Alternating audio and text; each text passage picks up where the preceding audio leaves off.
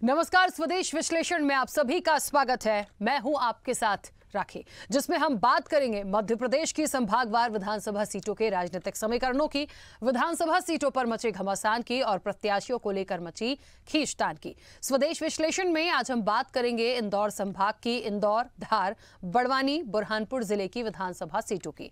आपको बता दें कि इन 4 जिलों में इंदौर जिले की बात करें तो यहां देपालपुर, इंदौर 1, इंदौर 2, इंदौर 3, इंदौर 4, इंदौर 5, डॉक्टर अंबेडकर नगर महू, राऊ, सामवेर विधानसभा सीटें आती हैं। तो वहीं धार जिले की बात करें तो यहां सरदारपुर, गंधवानी, कुक्षी, मनावर, धर्मपुरी, धार, बदनावर 7 विधानसभा सीटें हैं। बात यदि बड़वानी की जाए तो यहां सेंधवा, राजपुर, पानसेमल, बड़वानी 4 विधानसभा सीटें हैं। उधर बुरहानपुर में नेपानगर और बुरहानपुर 2 विधानसभा सीटें आती हैं। बात इंदौर की करें तो प्रदेश की राजनीति में इंदौर जिले को अहम माना जाता है।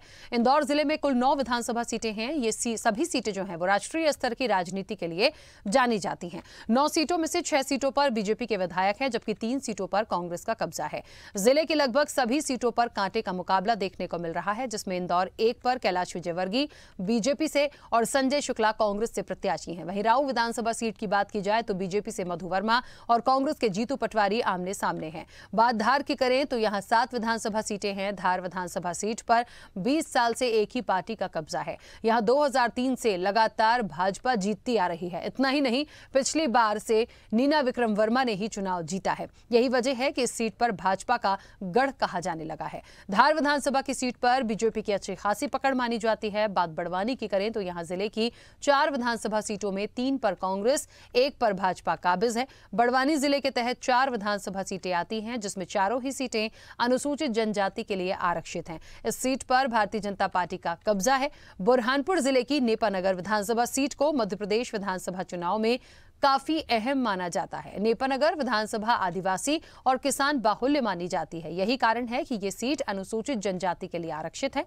बुरहानपुर में सुरेंद्र सिंह शेरा निर्दलीय प्रत्याशी ने पिछले चुनाव में जीत दर्ज कराई थी, तो वहीं नेपानगर सीट भाजपा के कब्जे में है। देखिए, निश्चित तौर पर इंदौर को यदि हम समझें तो निश्चित तौर पर जितनी सीटों की चर्चा अभी हमने की है और जितनी विधानसभा सीटें, बेहद महत्वपूर्ण है ये, और उससे भी ज़्यादा महत्वपूर्ण है इस बार का नतीजा और इस बार के जो प्रत्याशी मैदान में हैं, क्योंकि कुछ प्रत्याशी ऐसे हैं शायद ये उम्मीद नहीं थी कि ये भी टिकट लेकर मैदान में होंगे।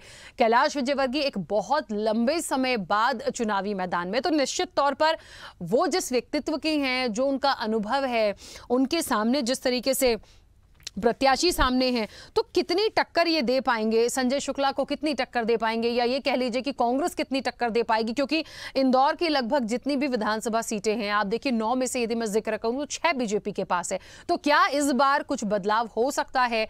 पर्टिकुलर सिर्फ यदि हम इंदौर 1 की बात करें तो कितना महत्वपूर्ण ये होगा, ये इसलिए मैं बार बार फोकस कर रही हूं क्योंकि कैलाश विजयवर्गीय यहां से हैं। आप यदि राऊ की बात कर लीजिए तो जीतू पटवारी और मधु वर्मा यहां से, तो मधु वर्मा बीजेपी की प्रत्याशी हैं, जीतू पटवारी कांग्रेस से हैं। तो ये कुछ सीटें ऐसी हैं, कुछ चेहरे ऐसे हैं जो बहुत अलग देखने की बात है, और निश्चित तौर पर ये कितनी टक्कर एक दूसरे को दे पाएंगे। देखिए, इसी के साथ आप चले जाइए सामवेर की बात करिए तो रीना बौरासी सेतिया से और तुलसीराम सिलावट बीजेपी से। देखिए, ये वो तुलसीराम सिलावट है जो कभी कांग्रेस के हुआ करते थे, और इनका जो एक वजूद और वर्चस्व, लगातार मंत्री बने रहना अब बीजेपी के साथ, तो ये एक कैसा मुकाबला मानते, क्या कोई बदलाव हो सकता है, या ये भी कहा जाए कि तुलसीराम सिलावट जीत कर निकलेंगे? तो निश्चित तौर पर बहुत सारे नाम ऐसे हैं जो कहीं ना कहीं एक चर्चाओं में बने हैं। गंधवानी की यदि हम बात कर ले तो उमंग सिंघार और सरदार सिंह मीणा। अब देखिए, यहां पर बहुत स्पष्ट है कि उमंग सिंघार को कौन नहीं जानता, ये कितनी टक्कर बीजेपी को दे पाएंगे, ये भी एक बड़ा सवाल है, क्योंकि इनका भी अपना एक कद और अपना वर्चस्व कांग्रेस में बना हुआ है। कुक्षी की तरफ चलेंगे तो सुरेंद्र सिंह बघेल हनी और जयदीप पटेल। कुक्षी की भी बात करिए, ये सीट तो मुझे लगता है एक लंबे समय से जिस तरीके से आप देख रहे हैं, वाकई में बहुत चर्चा की रही है, और इंदौर की तमाम सीटों पर हम चले जाएंगे, बड़ी महत्वपूर्ण सीटें हैं। तो यहां से सुरेंद्र सिंह बघेल हनी, जयदीप पटेल चुनावी मैदान में है। मनावर का रुख करें, आपको बता दें कि डॉक्टर हीरालाल अलावा और शिवराम कन्नौज ये भी चुनावी मैदान में हैं। अब यहां देखिए कि कांग्रेस और बीजेपी दोनों को कंपेयर करें तो हीरालाल अलावा जहां तक लगातार जिस तरीके से आवाज उठाते आए हैं और बहुत चर्चाओं में वो बैठते हैं, बात करते हैं, जिस तरह से कांग्रेस के लिए मुद्दों की बात करी उन्होंने, आदिवासियों के लिए बात करी, क्या ये एक जो उनका एक महत्वपूर्ण एक कहते हैं ना बात उनकी, ये क्या बीजेपी को टक्कर दे पाएगी? देखिए, निर्णय जनता का होगा, लेकिन प्रत्याशियों के सामने कौन दूसरा प्रत्याशी है, ये बड़े महत्वपूर्ण चेहरे हैं। धर्मपुरी का रुख कर लेते हैं। धर्मपुर में पांचीलाल मीणा और कालू सिंह ठाकुर चुनावी मैदान में हैं, तो यहां पे भी बड़ा महत्वपूर्ण है। देखिए कि आखिरकार पांचीलाल मीणा कांग्रेस से हैं और कालू सिंह ठाकुर बीजेपी से हैं। अब यहां पर किसका वर्चस्व है, क्या होगा धर्मपुरी में, ये भी मुझे लगता है बड़ी एक महत्वपूर्ण है और देखने लायक होगा, क्योंकि आपको मैंने शुरू में ही बताया जिस तरीके से इंदौर की 9 विधानसभा सीटों की बात करें तो 9 में से 6 बीजेपी के पास है, 3 जाती हैं कांग्रेस के पास। तो क्या ये बदलाव इस बार इधर उधर हो सकता है, एज इट इज होगा, ये देखने वाली बात होगी। धार का रुख करेंगे। धार में आपको बता दें श्रीमती प्रभा गौतम हैं और नीना विक्रम वर्मा चुनावी मैदान में हैं। ये भी वो नाम है जो एक दूसरे को टक्कर देते आए हैं। नीना वर्मा की बात करें तो इलेक्शन जीती थी, इस बार क्या होगा, क्या वापस से कमल खिलेगा धार में या फिर हाथ का साथ जनता देगी? ये भी दोनों क्योंकि महिला प्रत्याशी हैं तो ये भी बड़ा महत्वपूर्ण होगा कि किसके साथ जनता जाती है। बदनावर का रुख करेंगे। बदनावर में भंवर सिंह शेखावत और राजवर्धन सिंह दत्तीगांव। देखिए, ये सीट भी बड़ी महत्वपूर्ण है क्योंकि राजवर्धन सिंह दत्तीगांव भारतीय जनता पार्टी का वो चेहरा है जिनको अक्सर टिकट्स मिले हैं और निश्चित तौर पर एक मंत्री रहते हुए भी महत्वपूर्ण उन्होंने जिम्मेदारी निभाई है और इस बार भी अपने चुनाव प्रचार में वो बड़े कॉन्फिडेंस के साथ है। उन्हें लगता है कि वहां की जनता उनको जीत दिलाएगी। तो क्या होगा, देखने वाली बात होगी। सेंधवा का रुख करेंगे। मोंटू सोलंकी और अंतर सिंह आर्य। अब देखिए, यहां भी बड़ा महत्वपूर्ण है। सेंधवा में मोंटू सोलंकी या अंतर सिंह आर्य, यहां पे जनता क्या चाहती है, यहां क्या बदलाव होगा या सीट यहां पर बची रहेगी, ये भी देखने वाली बात है। राजपुर का रुख कर लेते हैं। बाला बच्चन और अंतर सिंह पटेल। देखिए, ये एक बड़ा महत्वपूर्ण होगा क्योंकि बाला बच्चन वो चेहरा है कांग्रेस का। जब कांग्रेस की सरकार आई थी तो गृह मंत्री की जिम्मेदारी भी इनने निभाई थी, तो निश्चित तौर पर एक नेतृत्व है, एक अपनी पहचान है, एक चेहरा है। लेकिन कितनी टक्कर इस बार इलेक्शन में दे पाएंगे अंतर सिंह पटेल को, ये देखने वाली बात होगी। पानसेमल की बात कर लें तो चंद्रभागा किराड़े और श्याम बर्डे। पानसेमल से चंद्रभागा किराड़े और श्याम बर्डे चुनावी मैदान में है। तो कांग्रेस और बीजेपी पानसेमल में यहां क्या होता है, कितने जातिगत समीकरण प्रभावी होंगे, ये मुझे लगता है एक बड़ी चर्चा का विषय है। बड़वानी का रुख करते हैं। बड़वानी भी कहीं ना कहीं बेहद महत्वपूर्ण है। आपको बता दें कि राजन मंडलोई और प्रेम सिंह पटेल, ये 2 नाम हैं जो कहीं ना कहीं कांग्रेस और बीजेपी लगातार जिस तरीके से बड़वानी के लिए चर्चा आई है, दोनों ही नेता अपनी अपनी जगह पे अपना एक नेतृत्व वहां पर दिखा चुके हैं। तो बड़वानी में कमल खिलेगा या जनता हाथ का साथ देगी, ये भी बेहद महत्वपूर्ण है। नेपा नगर में आ जाइए। इस बार गेंदूबाई चौहान और मंजू राजेंद्र दादू, ये दोनों प्रत्याशी भी देखिए, ये जो गेंदूबाई चौहान आई हैं ये टिकट बदल कर आया है और निश्चित तौर पर जिस तरह से कॉन्फिडेंस के साथ यहां भी मैदान में है, तो ये देखना होगा दोनों महिला प्रत्याशी कितनी टक्कर एक दूसरे को दे पाएंगी। 2 ही सीटें क्योंकि यहां की थी। बुरहानपुर की हम बात कर लेते हैं। बुरहानपुर में नेपा नगर और बुरहानपुर की 2 सीटें हैं। नेपा नगर का जिक्र किया है। बुरहानपुर में सुरेंद्र सिंह शेरा और अर्चना चिटनिस, बेहद महत्वपूर्ण इसलिए क्योंकि अर्चना चिटनिस का अपना एक अनुभव राजनीति का, मंत्री रह चुकी हैं, हमेशा एक गढ़ माना जाए, लेकिन सुरेंद्र सिंह शेरा जो हैं वो निर्दलीय जीत कर आए, तो निश्चित तौर पर कितनी टक्कर इस बार अर्चना चिटनिस को ये देंगे, ये कई सारे समीकरण हैं जिस पर हम विस्तार से आज स्वदेश विश्लेषण में चर्चा करेंगे। इस चर्चा को मैं आगे बढ़ाऊंगे। हमारे साथ तमाम मेहमान जुड़ गए हैं। आपका परिचय करा दूं। सबसे पहले लगातार हमारे साथ हमारे सहयोगी जुड़ेंगे, हमारे साथ वरिष्ठ पत्रकार जुड़ेंगे और मैं सबसे पहले शुरुआत करूंगी। महेश पाटीजादी हमारे साथ जुड़ गए। महेश जी, मेरी आवाज पहुंच रही है? बिल्कुल। महेश जी, बदनावर की यदि मैं बात करूं, क्या लग रहा है, क्या एक धार को यदि पूरा कवर करके हम देखें तो निश्चित तौर पर जितनी सीटें यहां हैं, जो कैंडिडेट्स जिनके बारे में अभी हम चर्चा कर रहे थे, क्या लगता है कितना बड़ा एक बदलाव के रूप में देखूं? भंवर सिंह शेखावत, राजवर्धन सिंह दत्तीगांव, हम यहीं से शुरू करते हैं। बहुत महत्वपूर्ण सीट है और यह हमेशा से ही प्रदेश में चर्चा में रही है। इस बार प्रत्याशी वही पुराने हैं किंतु दोनों का दल बदल चुका है। भंवर सिंह जी शेखावत 2018 में भाजपा से लड़े थे और राजवर्धन सिंह दत्तीगांव कांग्रेस से लड़े थे। किंतु इस बार दोनों ही प्रत्याशियों का चुनाव चिन्ह बदल गया है, किंतु मुकाबला दोनों में बराबर का है, आमने सामने की टक्कर है। नामांकन वापसी के बाद यहाँ दोनों प्रत्याशियों में आमने सामने की टक्कर है। आपको बता दें कि राजवर्धन सिंह जी उपचुनाव में यहाँ भाजपा से जीते थे और प्रदेश में उद्योग मंत्री का दायित्व निभाया था। इसी प्रकार भंवर सिंह शेखावत भी भाजपा से पहले विधायक रहे थे और उन्होंने यहाँ बहुत सारे महत्वपूर्ण कार्य किए थे, चाहे चामला पट्टी में डैम का निर्माण हो, चामला पट्टी में पुलियाओं का निर्माण हो, बदनावर के बोरदा में डैम का निर्माण हो, इसी प्रकार बहुत सारा विकास कार्य किया था। अब राजवर्धन जी की बात करें तो राजवर्धन जी ने भी उद्योग मंत्री रहते हुए यहाँ बदनावर को उद्योग की सौगात मिली है और बहुत सारा कार्य किया है। यहाँ खेल स्टेडियम की स्वीकृति मिली है, अस्पताल भवन की स्वीकृति मिली है, अस्पताल भवन का निर्माणाधीन चालू है। अब वर्तमान परिस्थितियों में दोनों ही प्रत्याशियों के बीच कांटे की टक्कर है। अब तक जो स्थिति बनी हुई है उसमें अब जो प्रत्याशी मतदाताओं तक घर घर पहुंच जाएगा वो निश्चय ही बढ़त लेगा। जी राखी, बिल्कुल बने रहिएगा हमारे साथ लगातार। आपको बता दें आशीष, मेरी आवाज पहुंच रही है? आशीष, किसकी लहर है? भंवर सिंह शेखावत, राजवर्धन सिंह दत्ती गांव, प्रचार जोरों से चल रहा होगा इनका, कई वादे भी होंगे। क्या लगता है बदनावर में जनता हाथ का साथ देगी या कमर खिलेगा? जी बिल्कुल, मैं आपको बताना चाहूँगा, बदनावर विधानसभा की बात करें तो 2018 की जोड़ी थी। का इतना ही जो भाजपा थे वो कांग्रेस में आ गए, जो कांग्रेस में थे वो भाजपा में चले गए। दोनों की टक्कर में अगर देखा जाए तो बदनावर विधानसभा में गांव-गांव में दोनों का जनसंपर्क चल रहा है, लेकिन बात अभी की जाए तो दोनों की टक्कर बराबर मानी जा रही है। बिल्कुल। अच्छा, एक राजवर्धन सिंह दत्ती गांव को कहा जा रहा था कि कभी ये एक चेहरा पहले कांग्रेस का हुआ करता था, अब ये चेहरा जो है वो बीजेपी का हो गया है।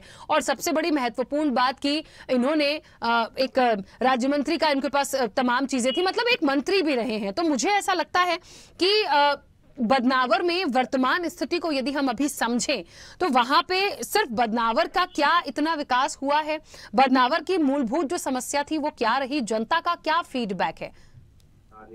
जी बिल्कुल, बात की जाए तो प्रदेश में उद्योग मंत्री का दर्जा प्राप्त था और इसमें काफी बदनावर विधानसभा में विकास हुआ है। लेकिन एक बात की जाए तो जो पूर्व विधायक है भंवर सिंह जी शेखावत, जो कि कांग्रेस में शामिल हो गए और उसके बाद अब देखा जा रहा है कि दोनों की टक्कर बराबर मानी जा रही है। हालांकि बदनावर विधानसभा में 5 वर्ष में राजवर्धन सिंह जी द्वारा काफी विकास किया गया है। चलिए आशीष, बने रहिएगा हमारे साथ। वरिष्ठ पत्रकार राजेश शर्मा जी धार से हमारे साथ जुड़ गए। राजेश जी, मेरी आवाज पहुंच रही है? राजेश जी, धार की यदि मैं बात करूं तो यहाँ पर सरदारपुर, गंधवानी, कुक्षी, मनावर, धर्मपुरी, धार, बदनावर सब शामिल हैं। और वर्तमान में यदि देखा जाए तो मुझे ऐसा लगता है कि धार की 5 सीटें ऐसी हैं जो कांग्रेस के पास हैं, 2 बीजेपी के पास काबिज हुई हैं। अब ऐसे में यदि पर्टिकुलर हम यहाँ पर एक आंकलन करें और जो नाम सामने आते हैं, तो मैं कुक्षी से शुरुआत करूंगी यहाँ पर, इसलिए क्योंकि कुक्षी एक वो सीट रही है जो शुरू से अभी तक हम देखें बड़े दिग्गजों का यहाँ पर नेतृत्व रहा। इस बार यदि सुरेंद्र सिंह हनी बघेल की मैं बात करूं और जयदीप पटेल की बात करूं, क्या कांटे की टक्कर है? किसका प्रभाव आप मानते हैं या कुछ बदलाव यहाँ दिखता है? बिल्कुल कांटे की टक्कर है। पिछले चुनाव में हनी बघेल, जो सुरेंद्र सिंह हनी बघेल मंत्री रहे हैं, उन्होंने भाजपा के वीरेंद्र बघेल को हराया था। लेकिन इस बार जयदीप पटेल युवा है, भाजपा की ओर से वो भाजपा के प्रदेश मंत्री हैं और उनके पास एक बड़ा अनुभव है, उनके पास एक कार्यकर्ताओं की एक बड़ी टीम है। तो कुक्षी निश्चित तौर पर सियासत की दृष्टि से राजनीतिक फलक पर कुक्षी का अपना एक महत्व है और कुक्षी हमेशा चौंकाने वाले परिणाम देता रहा है और जयदीप पटेल इस बार हनी बघेल को कहीं न कहीं फाइट देने की स्थिति में है। बिल्कुल। अच्छा, मनावर में डॉक्टर हीरालाल अलावा और शिवराम कन्नौज। अब हीरालाल अलावा का नाम यहाँ इस तरह से है कि मुझे लगता है जिस वर्ग से हैं, जिस वर्ग के लिए बोलते आए हैं, बड़ी दमदारी से कई चर्चाओं में अपनी बात रखते आए हैं। तो मनावर की यदि मैं बात करूं तो बीजेपी कांग्रेस में क्या लग रहा है कि कुछ बदलाव होगा? हीरालाल अलावा जी पिछली बार के विधायक हैं। पिछली बार उन्होंने पूर्व मंत्री रंजना बघेल को काफी मार्जिनल वोटों से हराया था। लेकिन इस बार जो शिवराम कन्नौज हैं, उनके साथ उनके पिताजी की पृष्ठभूमि गोपाल कन्नौज, जो कि गंधवानी विधानसभा से कुछ ही मतों से हारे थे, धर्मपुरी से, क्षमा करें, धर्मपुरी विधानसभा से गोपाल कन्नौज जी कुछ ही मतों से हारे थे और वो एक बड़ा चेहरा है, उनकी राजनीतिक विरासत को आगे बढ़ा रहे हैं शिवराम कन्नौज। तो इसीलिए पार्टी ने शिवराज कन्नौज पर दाव लगाया है मनावर विधानसभा से। तो मुझे लगता है बिल्कुल। और निश्चित तौर पर एक अभी आपने धर्मपुरी का नाम लिया था और धर्मपुरी भी कहीं ना कहीं यहाँ धार में शामिल है। मुझे लगता है यहाँ से पांचीलाल मेड़ा और कालू सिंह ठाकर चुनावी मैदान में है। तो एक कांग्रेस और बीजेपी देखें तो पांचीलाल मेड़ा तो मुझे नहीं लगता कि कोई ऐसा नया नाम है, ये वो व्यक्तित्व है, ये वो नाम है जो पहले भी चुनावी मैदान में रहे और निश्चित तौर पर लेकिन इस बार के इलेक्शन को बड़ी अलग तरह से देखा जा रहा है। तो यहाँ की सीटों पर क्या एक आकलन? धर्मपुरी में मैडम मेरा ऐसा मत है कि कालू सिंह ठाकुर ने पूर्व के चुनाव में मतलब पिछली विधानसभा से पिछली विधानसभा में यानी 2000, 2008, 2013, 2018 तो 2018 में चूंकि कालू सिंह ठाकुर जी को टिकट नहीं मिला था लेकिन मेरा को हराया था। तो इस बार चूंकि कालू सिंह ठाकुर जी पर भाजपा ने फिर से दाव आजमाया है और चूंकि भाजपा ने चुनाव की घोषणा होने से पहले ही जो 39 लोगों की नाम डिक्लेयर किए थे उसमें कालू सिंह ठाकुर जी को भी टिकट दिया था। तो उनके पास पर्याप्त समय मिला है अपनी चुनावी तैयारी करने के लिए और चूंकि उनके पास जीत का अनुभव है और उनके बारे में ऐसा कहा जाता है कि वे अभी तक पंच, सरपंच या जनपद या विधानसभा में वे लगातार चुनाव जीते, कोई भी चुनाव नहीं हारे हैं अपने राजनीतिक जीवन में। तो कालू सिंह ठाकुर के साथ एक ये प्लस जाता है कि उनको पार्टी ने बहुत पहले से टिकट दे दिया था, उनके पास तैयारी करने का पर्याप्त समय मिला है, उनके पास एक विधानसभा चुनाव जीतने का अनुभव है। तो मुझे लगता है कालू सिंह ठाकुर बड़ी दिक्कतें पैदा कर सकते हैं। बिल्कुल। और निश्चित तौर पर बहुत सारी यहाँ पे ऐसी सीटें हैं जिसके लिए इस बार एकदम खुल के कुछ नहीं कहा जा सकता। वापस आऊंगी आपके पास, बने रहेगा हमारे साथ। इस वक्त आपको बता दें इंदौर से राजेंद्र गुप्ता हमारे साथ जुड़ गए हैं। राजेंद्र जी, मेरी आवाज पहुंच रही है? बिल्कुल आ रही है आपकी। राजेंद्र जी, बड़ी महत्वपूर्ण सीट है इंदौर और मैं सबसे पहले शुरुआत जो इंदौर की करूंगी, इंदौर एक से ही करूंगी और इसलिए कि बड़ी एक हॉट सीट जैसी बन गई है क्योंकि कैलाश विजयवर्गीय का नाम जो सामने आ गया, लेकिन कहा जा रहा है कि संजय शुक्ला को कम ना आंका जाए। क्या कहते हैं आप? देखिए मैडम, ये दोनों बाहुबली है, दूसरा दोनों संपन्न है। कभी कोई मजदूर का बेटा हुआ करता था, वो आजकल हवाई जहाज में चलता है और उन्होंने खुद ये कहा था कैलाश जी ने कि मैं हेलीकॉप्टर से चलने वाला व्यक्ति हूँ और चुनाव जितवाने के लिए आम सभा करने वाला व्यक्ति हूँ। पर इन सब चीजों के पीछे ऐसा दिखाई देता है, ऐसा लगता है कि पार्टी किसी भी तरह से सत्ता हासिल करना चाहती है, मतलब सत्ता में बने रहना चाहती है। और इसलिए पहली ही जो लिस्ट आई थी भाजपा की, उसमें दिग्गज नेताओं को 8 से अधिक दिग्गज नेताओं को टिकट दिए गए, उसमें कैलाश जी भी है। तो कैलाश जी राष्ट्रीय स्तर के नेता माने जाते हैं, बताए जाते हैं या वो स्वयं बोले जाते हैं। जैसे उनको बंगाल का प्रभार दिया गया 2 बार, 2 इलेक्शन वो बंगाल के करा चुके हैं और भी उनके पास जिम्मेदारी है, राष्ट्रीय महासचिव है भाजपा के। तो निश्चित रूप से इंदौर की सीट जो विधानसभा क्षेत्र 1 है वो हॉट सीट है और चर्चा का विषय है। वो मध्य प्रदेश ही नहीं, लगभग पूरे देश में ये सीट इंदौर की चर्चा में है। इसी तरह से और भी सीटें चर्चा में है, पर यहाँ पर धन बल बाहुबल और दोनों जो नेता है, दोनों को जो टिकट मिले हैं, दोनों के पास अच्छी टीम है, अच्छा नेटवर्क है। अब दोनों का व्यवहार, दोनों के संपर्क भी लोगों से अच्छे हैं और निश्चित रूप से कहीं ना कहीं ऐसा हम नहीं कह सकते कि किसी एक ही पक्ष में वर्तमान में स्थिति है। निश्चित रूप से फाइट तगड़ी है और जहां तक जनता भी इस चीज को लेके कंफ्यूज है कि किसकी तरफ जाए, किसको वोट करें, क्योंकि बात करने का तरीका और जनता के बीच जो दोनों की छवि है, दोनों की वो जो मैं शुरू में बोला था बाहुबली की छवि है, बाहुबली परिवार की छवि है, ये दोनों नेताओं की छवि है। बिल्कुल। तो चलिए, इसलिए ये कहना अभी इंदौर सीट 1 से कोई भारी है, ये कहना बड़ा मुश्किल लग रहा है। लगातार हमारा विश्लेषण चल रहा है और इस वक्त आपको बता दें कि कुक्षी से वरिष्ठ पत्रकार मनोहर मंडलोई हमारे साथ जुड़ गए। मनोहर जी, मेरी आवाज पहुंच रही है? जी पूछ रहे हैं। बिल्कुल मनोहर जी, मुझे ऐसा लगता है कुक्षी के साथ साथ, क्योंकि और भी हमारे साथ वरिष्ठ पत्रकार हैं, कुक्षी के बारे में मैं बात करी मैंने, लेकिन मुझे लगता है कुक्षी के साथ साथ 2-3 सीटें जो बड़ी बेहद महत्वपूर्ण हैं वो अभी छूट रही हैं। मैं थोड़ा सा यहाँ पर अभी सरदारपुर की तरफ आना चाहती हूँ और इसके साथ साथ मुझे ऐसा लगता है कि यहाँ पर जो नाम है प्रताप ग्रेवाल और वेल सिंह भूरिया, क्या इनके बीच कुछ ऐसी टक्कर मानी जाए, या यहाँ का जो एक समीकरण अभी वर्तमान में देखने को मिलता है, क्या आपके नजरिए से? मैम ये दोनों विधायक बन चुके हैं। वेल सिंह भूरिया पूर्व विधायक हैं और प्रताप ग्रेवाल भी पूर्व विधायक है और वर्तमान विधायक भी है, और दोनों में कांटे की टक्कर है। मतलब कांटे की टक्कर है, अभी एक तरफा किसी की तरफ नहीं दिखता। हाँ जी जी, एक तरफा नहीं। बिल्कुल। गंधवानी भी बड़ी महत्वपूर्ण है मुझे ऐसा लगता है महेंद्र जी, और उमंग सिंघार, ये तो वो नाम है कांग्रेस का कि मतलब इनका अपना एक वर्चस्व, इनका नाम बेबाकी से बोलने वाले। कितनी टक्कर बीजेपी के सरदार सिंह मीणा को ये दे पाएंगे, या सरदार सिंह मीणा इनको दे पाएंगे, मुझे ये कहना चाहिए। मैम उमंग सिंघार बहुत पावरफुल और शक्तिशाली नेता है, और बहुत इस बार ज्यादा मतों से जीतने की उनकी संभावना है। चलिए, यानी कहीं ना कहीं उमंग सिंघार के मेरा सरदार सिंह जी उनके सामने कमजोर प्रत्याशी रहेंगे। बिल्कुल। चलिए, और एक और बड़ा महत्वपूर्ण है, हम अभी थोड़ी देर पहले बदनावर की बात भी कर रहे थे, और जो एक प्रतिक्रिया समझ में आई है, इस बार ऐसा कहा जा रहा है कि थोड़ा सा कांटे की टक्कर है बदनावर में भंवर सिंह शेखावत और राजवर्धन सिंह दत्तीगांव, क्योंकि दत्तीगांव का जो चेहरा है वो ये लगातार कहा जा रहा है कि मंत्री का प्रभार भी उनके पास रहा, और फिर बीजेपी का एक कहते हैं ना कि कमल के वो साथ भी हैं। तो क्या वाकई में वो एक वर्चस्व, बड़े कॉन्फिडेंस के साथ चुनावी मैदान में भी प्रचार में जा रहे हैं?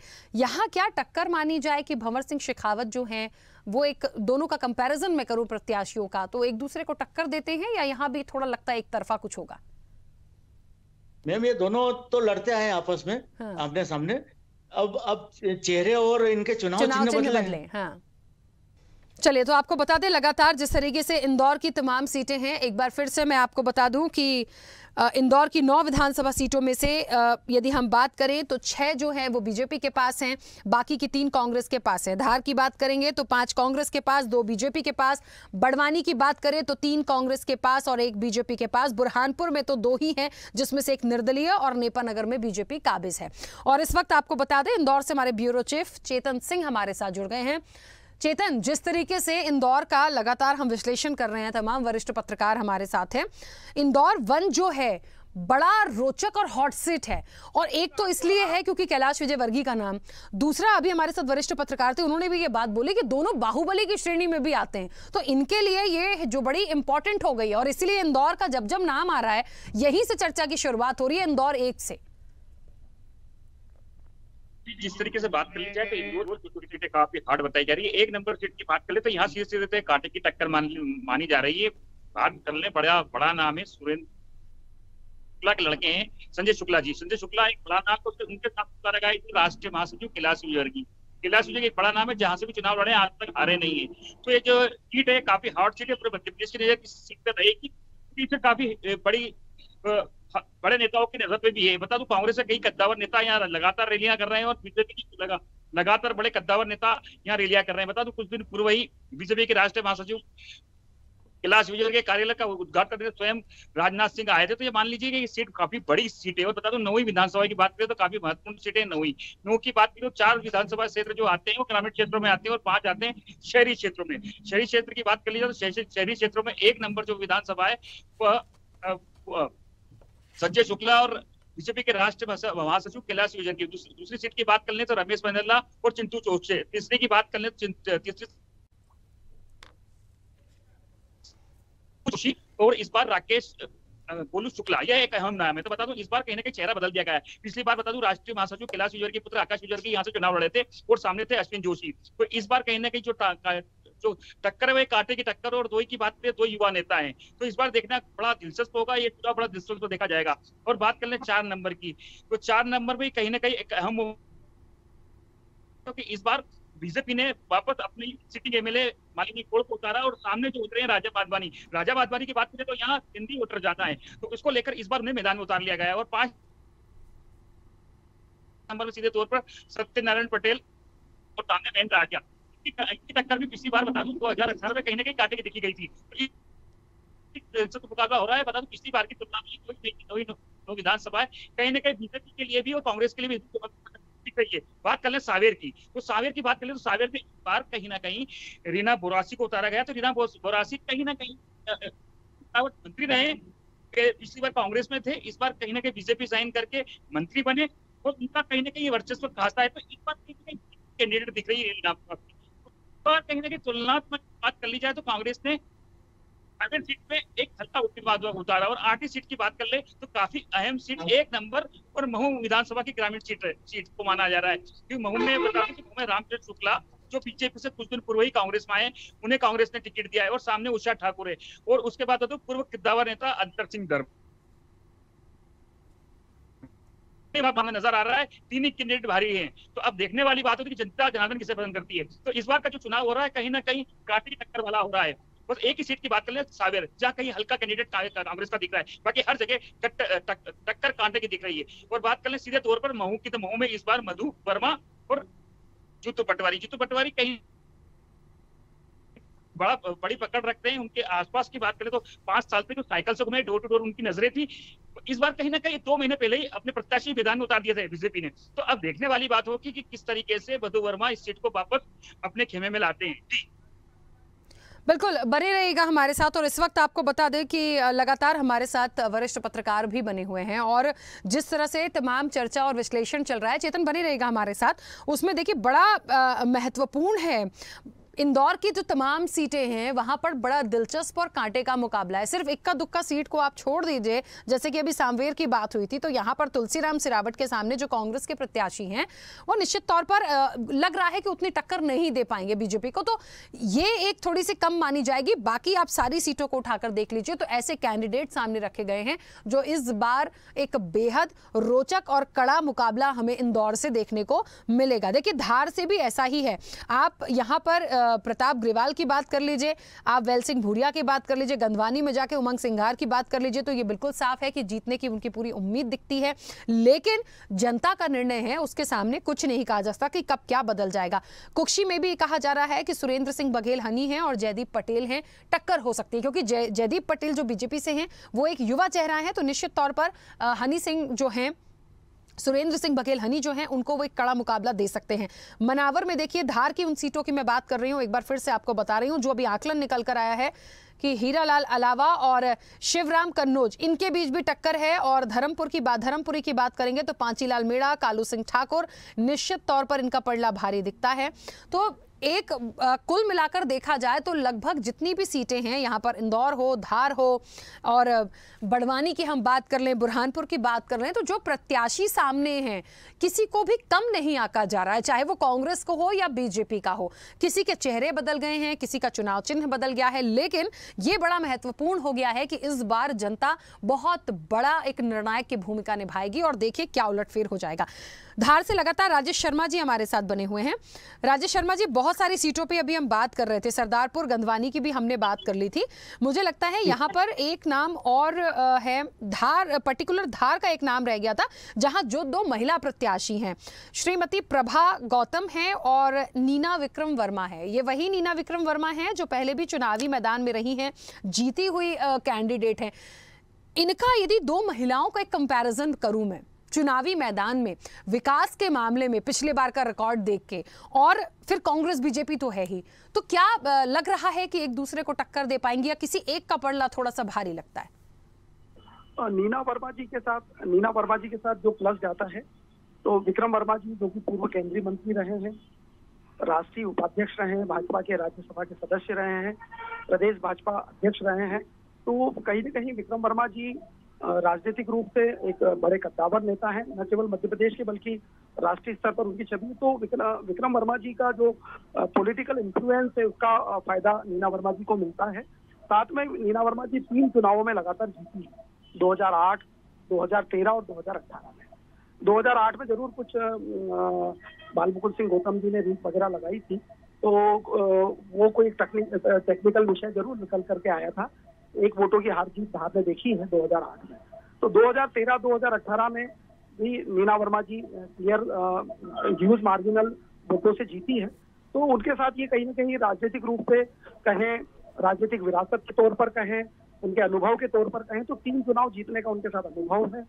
लगातार धार विधानसभा में उनके द्वारा सतत जनता से संपर्क बना हुआ है। विकास के मुद्दों को लेकर के वे लगातार प्रदेश सरकार, प्रदेश के मुखिया शिवराज जी से लगातार धार के विकास के लिए वो लगातार जूझती रहती हैं। धार को कहीं न कहीं विकास की सौगातें भी वो दिलवाती रहती है। तो मुझे लगता है कि मीना वर्मा जी के साथ कुछ कहीं न कहीं ये राजनीतिक जो उनकी ताकत है, उनके पति की जो ताकत है, उनके साथ 3 चुनावों को जीतने की जो ताकत है, तो कहीं न कहीं इस बार बहुत दिलचस्प चुनाव होगा। और चूंकि चतुष्कोणीय मुकाबला हो गया है धार में इस बार, कांग्रेस की ओर से कुलदीप बुंदेला जी चाह रहे थे टिकट, लेकिन चूंकि कांग्रेस पार्टी ने प्रभा गौतम पर इस बार दाव आजमाया है। और भारतीय जनता पार्टी की ओर से पूर्व जिला भाजपा अध्यक्ष राजीव यादव जी, वो भी इस बार धार विधानसभा क्षेत्र से भाजपा से टिकट मांग रहे थे। चूंकि पार्टी ने इन दोनों चेहरों को, कुलदीप बुंदेला जी को कांग्रेस की ओर से और राजीव यादव को भाजपा की ओर से टिकट नहीं दिया, तो दोनों भी अपने अपने दलों के बागी प्रत्याशी के रूप में धार विधानसभा से लड़ रहे हैं। धार भी एक प्रकार से मुझे लगता है कि धार भी मध्य प्रदेश की बहुत हॉट सीट है, जिसमें चतुष्कोणीय मुकाबला हमको देखने को मिलेगा। बिल्कुल, चलिए, और निश्चित तौर पर बेहद महत्वपूर्ण ये मुकाबला होगा। और आज की चर्चा में बहुत सी सीटें थी जिन पर हमारा विश्लेषण होना था, लेकिन मुझे लगता है कुछ टेक्निकल इशू था, कुछ मेहमान हमारे साथ नहीं कनेक्ट हो पाए। फिलहाल क्योंकि समय भी हो गया है, आप सभी का बहुत शुक्रिया स्वदेश विश्लेषण में जुड़ने के लिए। तो निश्चित तौर पर एक ओवरऑल यदि देखा जाए, एक कंक्लूजन निकालकर देखा जाए, तो इस बार जो प्रत्याशी हैं, इक्का दुक्का सीट छोड़ के बहुत ज्यादा कांटे का मुकाबला इन तमाम सीटों पर देखने के लिए मिल रहा है। और अब जनता जनार्दन तय करेगी कि आखिरकार किसको जीत का सेहरा पहनाना है और किसे घर बिठाना है। ये जनता का ही निर्णय होगा, लेकिन प्रत्याशी एक दूसरे को टक्कर देते हुए दोनों ही राजनीतिक दलों ने अपने सामने रखे हैं।